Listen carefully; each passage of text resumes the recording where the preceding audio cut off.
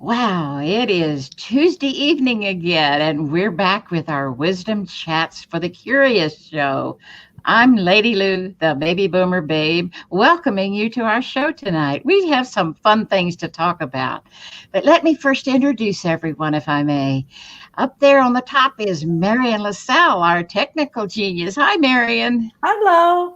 Hey, and we have our specials, Peggy Sue Skipper, who's the Wellness Expo MC. It's coming up. Hi, Peggy. Hello, Lady Lou, Marian, Deena. So good to see everybody. Good to see everybody is right. And our special guest co-host is Deena Rae. She is what we call a digital director. And I know if you're like me is, what does that mean? So we're going to get into that. But let me turn it over to Peggy Sue. If you would please give us some information on the Wellness Expo that's coming up right away.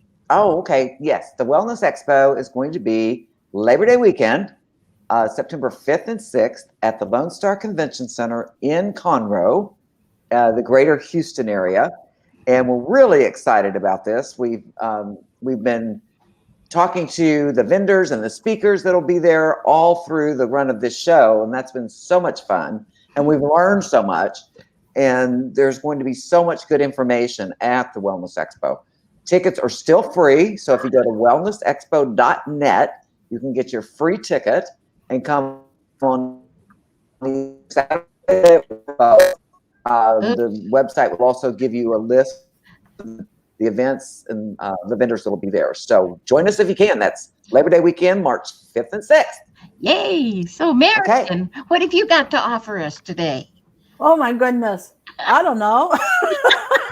I'm here. I'm alive, Hey. We're still kicking, aren't we? Yeah. It's hot in Houston, I can tell you that. Yes. Oh, we had one cool morning, though. I know. That one morning, it was just awesome. I know. It was like 73 and the humidity was low. I was like, oh, those are the days, right? And Mary, would it be okay if I introduced Deena?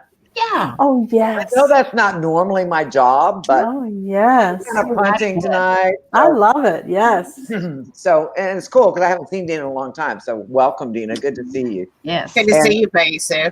And Deena is actually filling in for Rita Mills, who was supposed to be our guest tonight, but she's ill. But Deena has been working with Rita since 2011, right? Yeah. At the Book Connection. Well, actually longer than that. Okay. When she was at Arte Publico, part of U of H, I did some of her trained monkey work, I guess you'd say.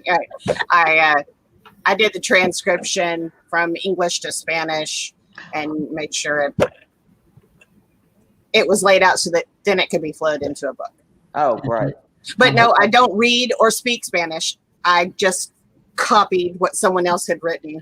Oh, wow. Okay. Yeah, I was so impressed there. Me too. I gotta tell you. It sounds a lot more impressive than it actually is. Well, good for you. But Deena and Rita work together at the Book Connection. They help people self-publish books. And I heard it said once that everybody has a book in them. And I think that's probably true. If you just want to bring it out, I think it's always there. So I actually published my first book with the Book Connection, and it came out in 2004. So it's been around a while. And so I've known Rita for many, many years and known Deena for many years too. And I'm just delighted that Deena is stepping in for Rita tonight. And I'd love to just jump into, because I know that you sort of took over for a while at the Book Connection, the ebook sections, which was a really hot thing for a while. And what's happening in that arena these days? Okay, people are still publishing ebooks and print books. They're moving away from just publishing an ebook, which is very cheap to do. There's really not a lot of cost. You got to pay for your cover, you got to pay for your editor, you got to pay for your formatting, and that can be anywhere from $5 to $500, depending on what type of book it is, what all's involved in it. But now they're going more to, they have your print, because print books have confounded everyone that said, oh, ebooks are going to be the death of print. Nope, it's really not. Interesting. And but what is exploding is audiobooks. And I can't talk about those because I don't do them. Oh, But I love them. Me I love too. them. Me My- too. My favorite, hands down, Jim Dale did all of the Harry Potter books. They're absolutely awesome. It doesn't matter how old you are. And that's my favorite ones. I tried to do George R.R. Martin, the Game of Thrones book series. No, I just could not get into it. And I loved it, but I couldn't do it in audio. Well, Deena Rae, I have something I want to tell you about with that. So Lady Lou and we have a show called Work From Home on Mondays at noon, trying to help people get jobs or create a job or a side hustle, that type of thing. And one of the things we talk about almost every week is how you can use your voice to make money reading books. So there's Yep. so many authors out there that are looking for people with just the right voice to read their book. It's awesome. And it's like almost like acting, except you're not, but Yeah. you are. right. Yes. Yes. But It's you a don't, voice have, you don't have to have the physical thing. You don't have to put on all the makeup and it's like Yeah, you can, look like me. I'm sorry, I didn't put on any makeup until maybe an hour before this was, and I really couldn't even find my makeup. So that's how long it's been you since look I put gorgeous any to makeup us. on. You're wonderful now. Yeah. That's great. I think it's been a year since I put on any makeup at all. Good for you. yeah. Well, you don't need it in this crowd. No. So I am interested because I do think obviously if somebody's going to publish their own book, and you said it earlier, there are certain things that have to happen, and editing is one. So depending on how finished you can make your product before it goes to the editing, depends on how much it costs to do that. But when you do an ebook, the costs are so much less because you don't have the printing, you don't have the shipping, all of that, the physical aspects of the book. But a lot of people still like to touch their books. The smell of books. The smell of book, yes, and the feel, Exactly. I've bought, just since the whole quarantine came up, I guarantee you, I've bought at least $200 worth of books, and probably out of that 200, probably a quarter of it was actual print books Good. in my hot little sweaty hand. Yes. Yeah, I get it. Although I will say it's interesting because my mother, who's 92, she's been a frustrated librarian her whole life. If she could have ever had a career, she would have been a librarian. She loved the library. So that was one of the things that we did every week was we go to the library and get her 5 or 6 books, and she'd read 5 or 6 books in a week. Right. She's just a voracious reader. So because of COVID, the library's closed down, and she happened to have an iPad. So I got her online to use her e-reader, and man, that has been a lifesaver. A lifesaver. She loves that thing. Oh yeah, because you can change the direction you're reading it, the orientation you're reading it. You can change the font size, which is wonderful for me because if I have my contacts in, I can't see anything up close. Oh, Right. But if I don't have my contacts in, I can't see anything far away. So, I try to keep them out as much as possible unless I'm working. yeah. I hear Okay, that. I've got a question for you. Good. What kind of books are selling right now? What good are people wanting to buy or read? Or Actually, listen to? I can't give you absolute specifics because every author thinks their genre is selling hotcakes. And in terms of the market share, they are.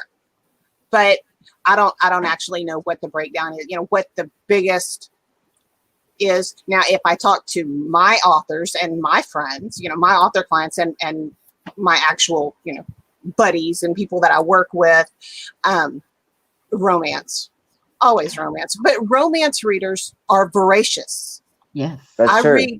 I read romance. Not gonna lie, I read romance, and I read 7 to 10 books a week. Oh my gosh. That's marvelous. Yeah. I know that's a huge genre. It is. And there's really, really so big. many subgenres from it. So, but I'd have to say that seriously, I think romance outsells everything else, because I'm not the only romance reader that reads a book a day. You're All right. romance readers read a book a day.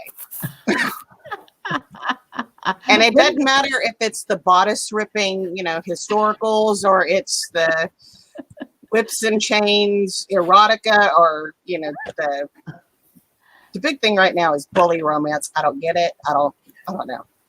Are you But saying it's big. bully? Oh. Really? I don't get it. I don't get it either. And, Yeah. but then again, I've never bothered to pick up one of the books to read it. Now, I have a couple of authors who write very dark, really close to getting banned everywhere. Really? Because of the subject matter. I mean, a lot of dubcon, which is dubious consent, and really close to abuse, but it sells huge. I don't get it. Huh. Yeah. I don't get a lot of the stuff that sells now. I guess I'm pretty much white bread when it comes to my reading choices. I love that. So tell us, if a client would come to you. Because the wonderful thing about where we are right now in the world when it comes to publishing is that really anybody can publish a book. When you go back 20, 25 years ago, you had to have a publisher. You could not, storm the gates 20 years ago. Unless you went to a vanity publisher who did the bare minimum and took all of your money, and they basically did no editing. They had horrible covers. They basically just stole money from people. Because people had such a vanity that they wanted to get their book out.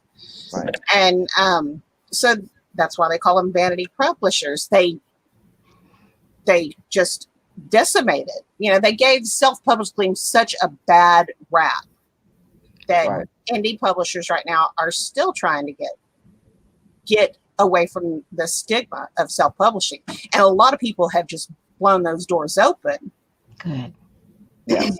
And a lot of that is books that people have written to promote their work, to explain their work or explain why they got into their work, or, and there's sort of what we used to call back of the room sales, that they were doing a presentation and then you can buy my book at the back of the room, which trade is paperbacks. Every time you would go and give a speech, you had your back of the room trade paperbacks that, that they were all 6x9. That's the size they were. And, now your back of the room books are any size at all you want them to be, just about. Right. Yes. Which is nice for the children's books authors that I work with.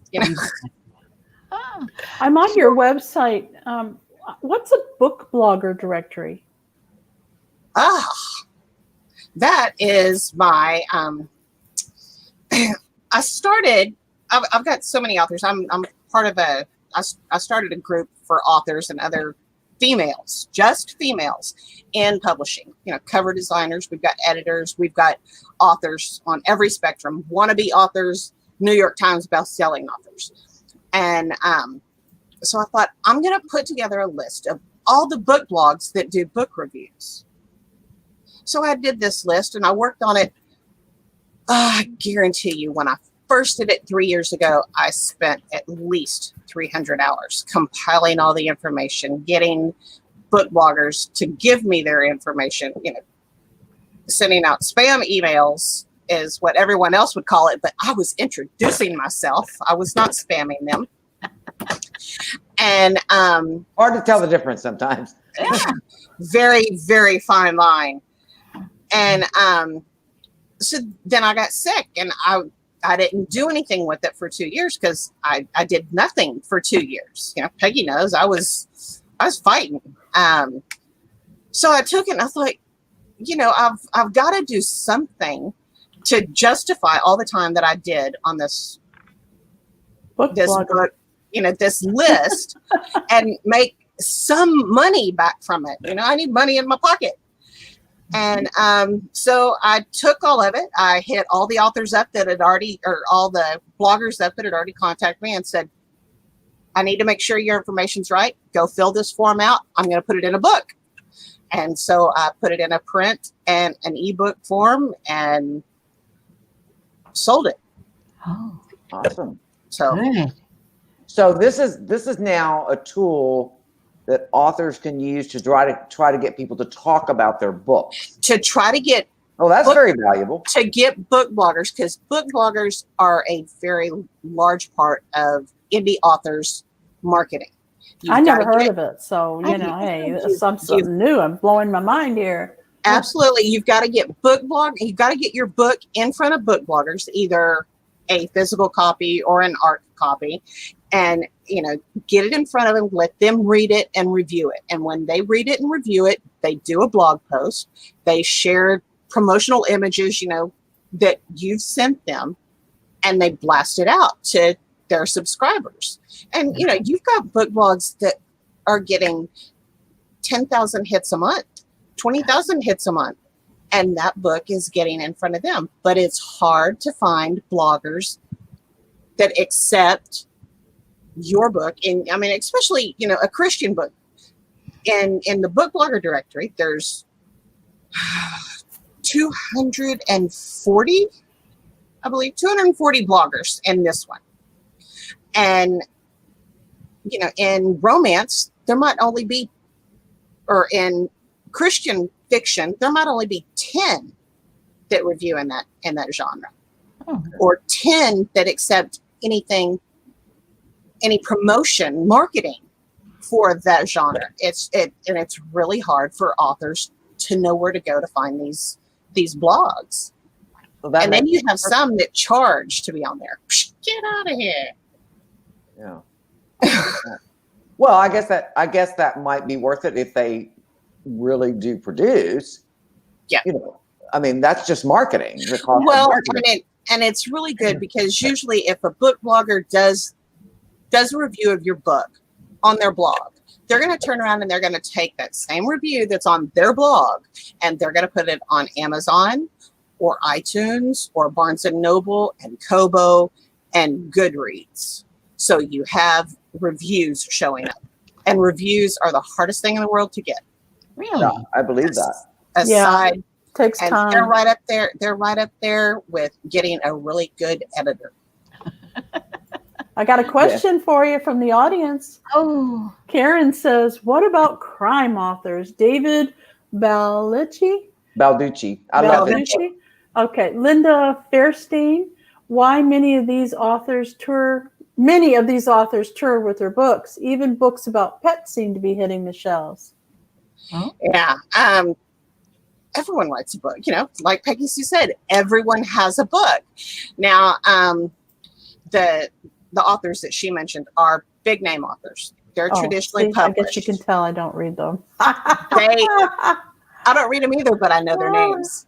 And usually when an author goes on a book tour, that's where they actually go on the road and hit different bookstores and they sign their books. That's what you think of when you think of a book signing, and that's what it is. Mm-hmm. And those, mainly, it's only the big, traditionally published authors that do that because of the expense involved and just the travel alone. Mm-hmm. Now, you have a lot of book fairs and book conventions and book signings where a whole bunch of indie authors get together, and usually it's genre specific, and then readers all come and they stand in line to get all these different authors to sign their books, and they buy their books, and you have to have a physical copy in your hand to get a signature. So print does still sell, and it's not only in person, it sells on Amazon. Right. Absolutely. Oh, that's beautiful. But it's good. But it's nice to have both, because there are people who love their e-readers, and plus you can usually sell the book a lot less expensively as an ebook.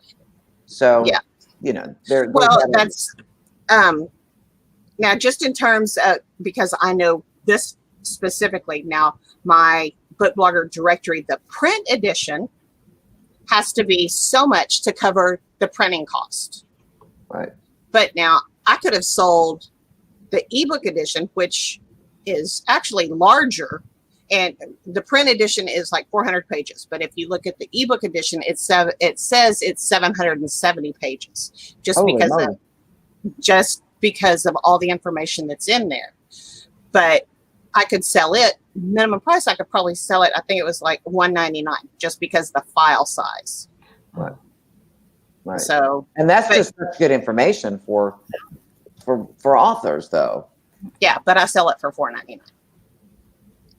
Still, that's that $5 because you also have to understand when someone publishes a book, and even if it's an ebook, you say, oh well, the cost for this ebook should only be 99 cents. Well, it should be, but you're not taking into account a good author. I have to stress this, pays out the nose for editing. They could pay up to $500 for a book cover. And, editing on a 40,000 word book is about 2,000 to 4,000. Good grief. Yeah. And that's someone who knows what they're doing. Uh-huh. That has lots of experience. You can get it edited for, by your high school English teacher for $50, but I can guarantee you 9 times out of 10 you're going to get called out on your editing and reviews, and bad reviews will kill you quicker than anything else. And then you have to pay for the Facebook ads and the Amazon ads and the Instagram ads, Twitter ads. You're always paying for ads.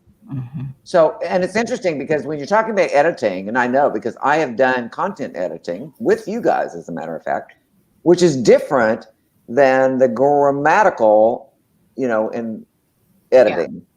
Yeah. It's 2 different things. So what I would do, because my grammar is pretty good, but I couldn't sell myself as a grammatical editor. It's just, it ain't that good. Right. Exactly. Right? I just proved my point, right? So, but what I would do is take a manuscript and read it and get back to the author with, oh boy, this didn't make sense. You need to expand on this particular thing. Or for instance, one I did, it's like, you need to take out 1/3 of the words in this whole book. I think I know that way too many words. I know that one. I mean, it was just way too many words. Well, so, and you have line editing and grammatical editing and content editing, and then you have proofreading, and then you have beta readers, right. And then I get my hands on it. After it's gone through all of that, that's when I touch it. I don't touch any of it before. Walk us through what you do at that point. I have no clue. Okay, after a book has had the cover designed, and some authors wait until they get at least a rough draft before they get a cover, and some authors write to their cover. They use their cover as their muse. I know quite a few who do this. But after they get all of that done, and then they get all the editing and all the proofreading, that's when it comes to me. And I take it and I open it up in Word and go through, and I find the special characters, and I put my little mojo on it so that I can pick it out. When I take it and import it into publishing software, I use InDesign, which is the industry standard. A lot of people use Word. A lot of people use Vellum. I'm not going to lie. I used Word for like the first 6 months to do a book.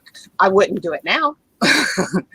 But, if that's all you got and you're on a shoestring, then do it. You just have to follow the specs of the industry, flush lines, indented lines, no space between, or space between. It depends. That's why a publishing professional knows all these things, knows all the rules, so to speak. So basically, this is about the formatting and the way the book looks. I do the formatting. I go in and I take it from Word and I put it into my InDesign program. I lay it out. I put the page breaks where they actually need to be. So you have your chapters start on, top facing pages, odd numbers, and, add the background images for chapter starts, or add the different graphics that need to be in it. And then I take that and make it into an ebook. And I make the Word PDF, or not the Word PDF, the print PDF that then gets uploaded for print on demand or for offset printing.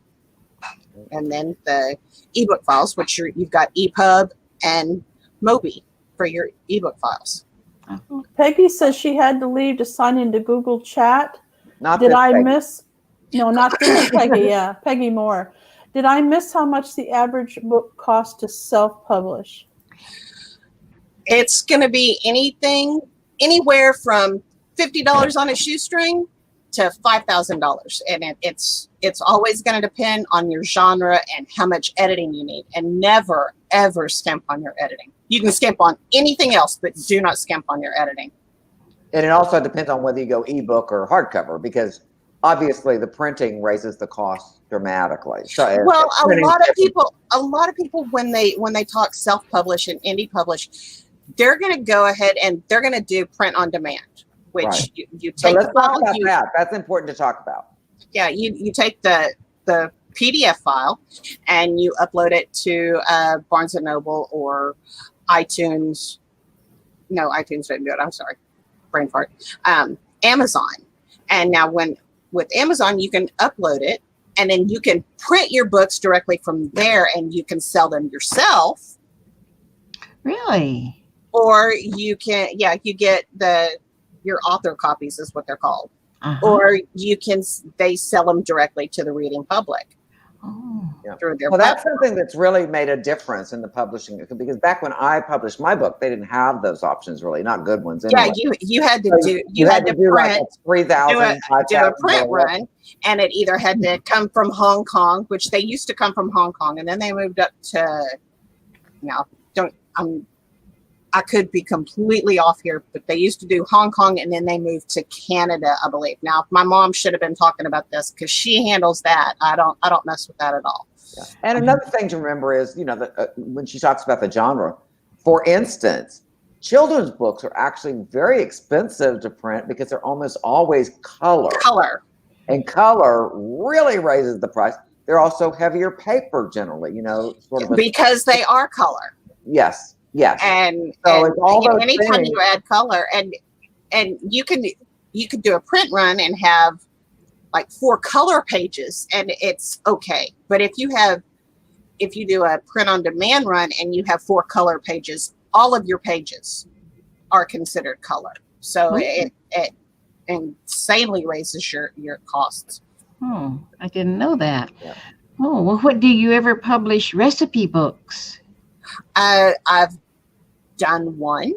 Uh-huh. I was supposed to actually start on one this summer before COVID hit, and the charity that was going to do it, because they were going to have restaurants give the recipes, it kind of got put on hold because of COVID. No one's spending any marketing money for the restaurants except for Jack in the Box and McDonald's. And they're doing a booming business. Yes, they are. They're doing a really good business. I tell you what, I have eaten out more since COVID hit than I think I've eaten out in like 2 years. We're like eating out all the time because I don't feel like cooking. Oh. So tired of salads. That's a good point about the recipe books, though, because many of them are color too, or have color pictures. Yeah. Because you want that food to look appetizing, right? Yeah, you want it to look, oh my God, I see the steam. Yeah. Right. Yeah, exactly. So that gets a little more expensive too. But if you're just talking about, say, a novel, or what a lot of indie published books are self-help, motivational type books. Those generally are black and white, and oftentimes ebooks and print on demand. And I love what you said about setting up so that you can do an ebook and also have print on demand. So if you're going to do a presentation, if we ever get to the point where we can do in-person presentations again, but if you're going to do 2050. Yeah, and you need 20 books to sell at the back of the room. You can just order those 20 Yeah. And Instead have of them having made. to order pallets and having Right. them sitting everywhere in your house because you were forced to buy 3,000 books to get the best price point. Right. Oh. Right. Now they are a little more expensive to do that way, but you know, if you buy a big run, you might get a better price per book. But again, I think Lightning Source, Ingram Spark, I think they do give you a discount. Since Create Space went over, merged back in with Amazon, which Amazon owned Create Space, but they were two separate entities. Oh. But now they've moved Create Spaces now just Amazon, and there's no standalone. I haven't ordered any books directly from them, so I can't really speak to if you got a discount if you ordered more than 5. A lot of places, I want to say you got like a discount for 1 to 5. This was your price. 6 to 10. This was your price. And that's how it used to be with Create Space. But like I said, I didn't work for 2 years, so I have no idea what the changes are. I've just been back doing it for the last year. So it's an evolving business. But I think to answer Peggy Moore's question, maybe if she'd tell us the type of book that she was looking at, it would be easier to give her some ballpark figures on pricing. Well, I can tell you that if you're an author and if you've only got 1 or 2 books out, you're not going to price yourself at the same rate that the best, like say a horror writer isn't going to be able to sell their books for the same price that Stephen King can immediately sell his books. Right. $14, $15, $19 for an ebook. For an ebook? For an ebook. Oh, wow. You have a lot of new releases when they're released. They're going to sell the ebook more expensive than they would for even the hard copy, for even the hardback. You're kidding. For like the first couple of months, because they want to sell those prints before they sell the ebooks. Oh, I see what you're saying. I see what you're saying. Okay. But now, indies, they don't do that. When they release, they might have everything discounted. They might have an ebook discounted. Their normal price is going to be $4.99, but they'll have it for $3.99 for the first week or for the first 2 weeks. And then it's going to go back up to the $4.99, and it's going to stay that price forever and ever. Mhm. Okay. Yeah. Well, let's talk for a minute about Rita Mills, your mom, right? Absolutely. She's going to be an exhibitor at the Wellness Expo. And I've got a little blurb here that I'd like to read to you about what she's going to be doing at the Expo. She's one of the speakers. And her title of her talk is going to be Getting Your Experience into Print. So this is a great place to hear this and take notes, because she said everybody has a story to tell. And she's going to teach us the ins and outs, or not teach us maybe, but tell us what the ins and outs are of getting our book into print. So it will be an excellent speech, talk there at the exhibit at the Expo in Conroe. So I just wanted everybody to know that. And Rita's had 25 years of experience at the Houston Post, if everybody remembers the newspaper that used to be the Houston Post. And of course, she worked at the U of H for many years, and she's just had so much experience. And you too, Deena, because you've worked with her for so long. So just know that when Rita's there at the Expo, you can probably ask questions and get some answers to what you can do with your book. So I think Rita's going to her room's going to be full when she's doing her talk. Yeah, absolutely. My mom knows all of the ins and outs. She was in it when it was in its infancy. Uh-huh. And so she knows a lot more. I know more of the modern. She knows the traditional, hard and fast rules. I know the stuff that kind of ebbs and flows, and I know the newer stuff. I don't trust her about ebooks.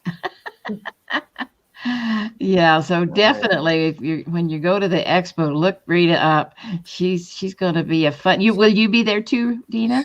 No, I am on crutches. I'm not going anywhere. Oh no, that's right. You said you had a broken leg or something. Yeah. Oh, Can't be fun, can it? No, I bought a pool so that I could lose the weight that I've gained since coming off of chemotherapy. And the second time I was getting out of it, I fell and broke my leg.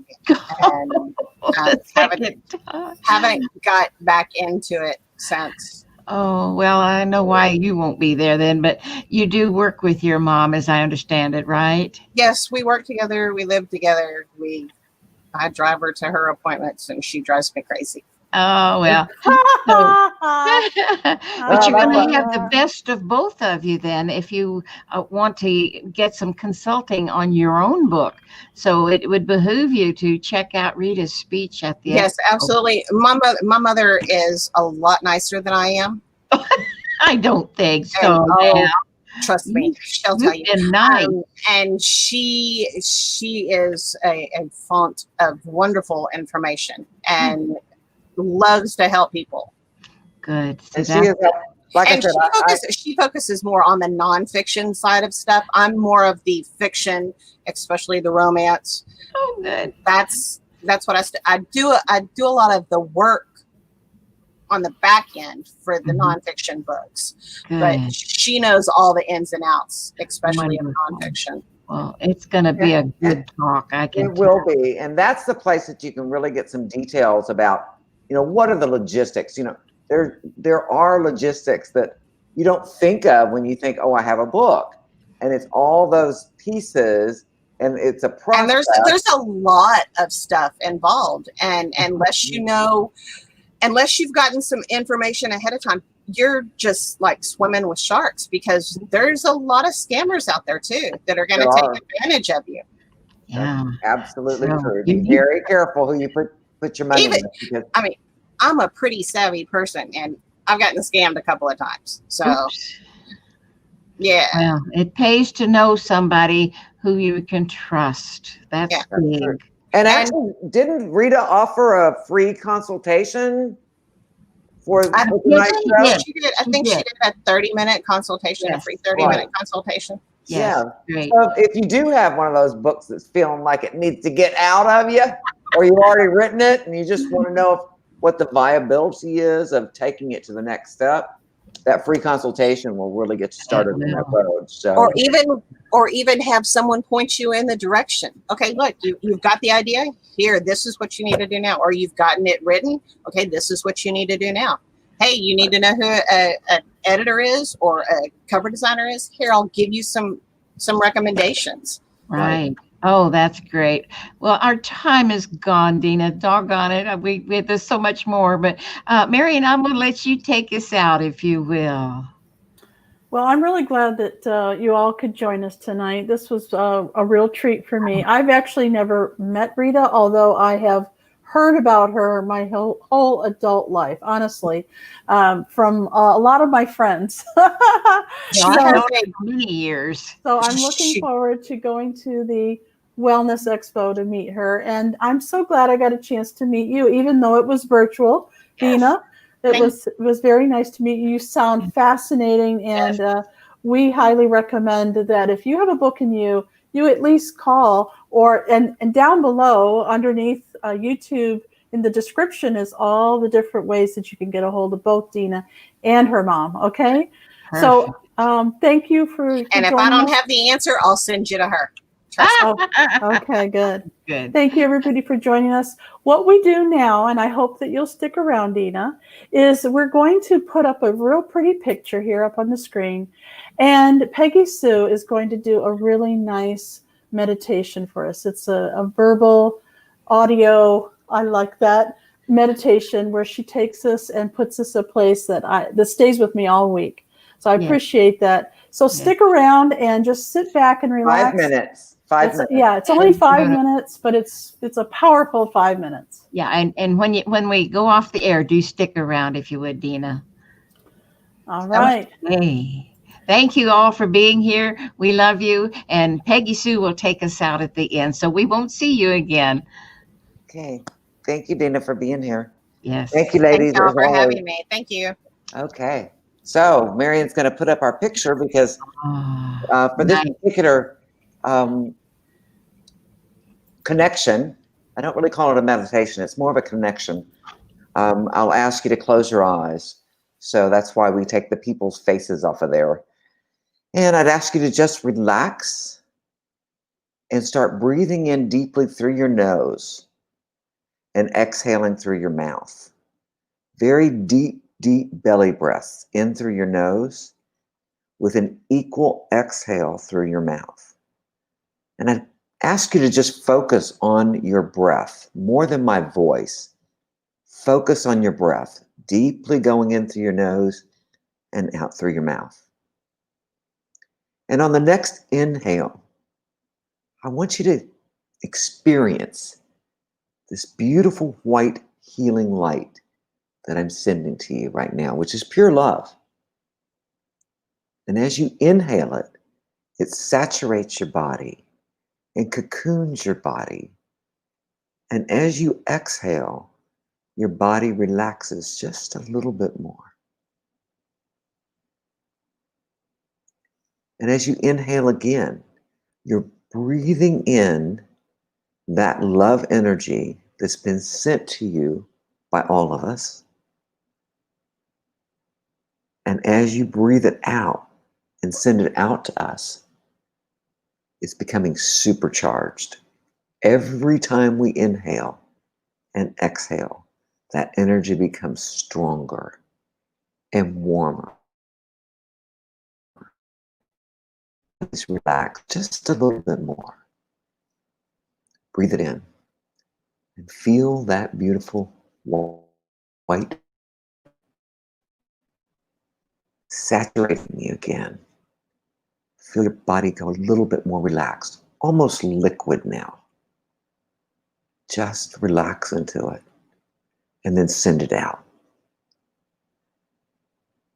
And as we go through this giving and receiving process, each time, each inhale, each exhale, we're supercharging this love energy, which is always available to us. But we call on it as we inhale. We allow it to saturate us, and then we send it out to each other. And on this exhale, let's send it out to the whole planet. Let's saturate the trees, the birds, the animals, the ocean, the mountains, so that this energy is cocooning the whole planet. We're bathing the planet in pure love. And even the planet will supercharge and send this back to us. And as we exhale this time, feel your body disappear. And you become one with this energy. Pure love. No separation. We're all connected this way. Breathe it out. Send it to me. And as I receive it and breathe it in, I supercharge it yet again and send it back out to you. And cocoon the whole planet again. Just wrapping the whole earth in pure love. Sending it to every person, every animal. Breathe it in.